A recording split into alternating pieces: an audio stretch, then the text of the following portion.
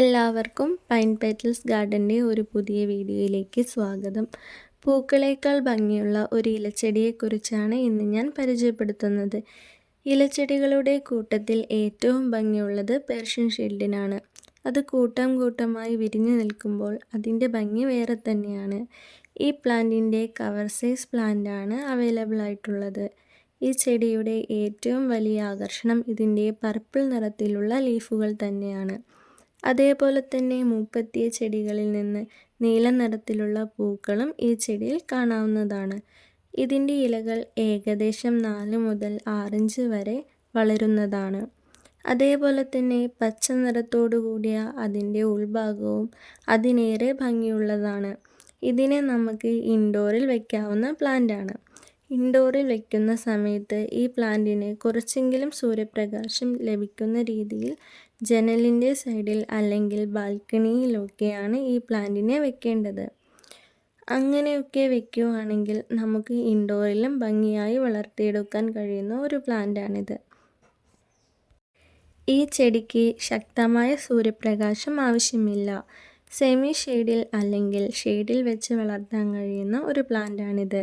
നല്ല വെയിലത്ത് വെച്ച് വളർത്തിക്കഴിഞ്ഞാൽ ഇതിൻ്റെ ഇലകളെല്ലാം കരിഞ്ഞു പോവുക മാത്രമല്ല, ഇതിൻ്റെ ഭംഗിയുള്ള പർപ്പിൾ നിറത്തിലുള്ള ഇലകളുടെ കളർ വളരെ കുറവായിട്ടായിരിക്കും കാണപ്പെടുന്നത്.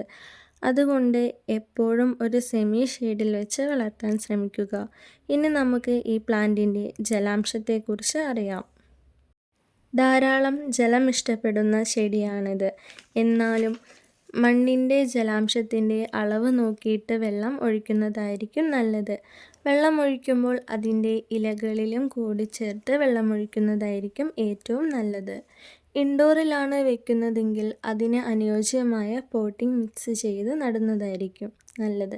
അതായത് അമിതമായി വെള്ളം കെട്ടിക്കിടക്കാത്ത പോട്ടിംഗ് മിക്സാണ് ഉപയോഗിക്കേണ്ടത്. വെള്ളത്തിൻ്റെ അളവ് ആവശ്യമെങ്കിൽ മാത്രം നനച്ചു കൊടുക്കുക. ഈ പ്ലാന്റിന് പൊതുവെ ജൈവവളപ്രയോഗം ചെയ്യുന്നതാണ് ഈ പ്ലാന്റിന് ഏറ്റവും അനുയോജ്യം. കാരണം ഇലകളുടെ ഭംഗി നിലനിർത്താൻ ചാണകപ്പൊടി ഏറ്റവും നല്ലതാണ്. ഒരേ തരത്തിലുള്ള ചെടികൾ ഒന്നിച്ച് നിൽക്കുന്നത് കാണുമ്പോഴാണ് ഈ ചെടിയുടെ ഭംഗി വർദ്ധിക്കുന്നത്. പ്രത്യേകിച്ച് കീടശല്യങ്ങൾ ഒന്നും വരാത്ത ഒരു ചെടിയായതുകൊണ്ട് ഈ ചെടി നട്ടു വളർത്താൻ ഏറ്റവും എളുപ്പമാണ്. ഈ ചെടിയുടെ കെയറിങ്ങും പ്രൊപ്പഗേഷനും എല്ലാം വളരെ എളുപ്പമാണ്. ഈ ചെടി ഏകദേശം 3 അടിയോളം ഉയരം വയ്ക്കുന്നതാണ്. മണ്ണ്, ചാണകപ്പൊടി എന്നിവ മിക്സ് ചെയ്താണ് ഇത് നടേണ്ടത്. ജലാംശം ഇഷ്ടപ്പെടുന്ന ചെടിയായതുകൊണ്ട് ചകിരിപ്പൊടിയും ഉപയോഗിക്കാം.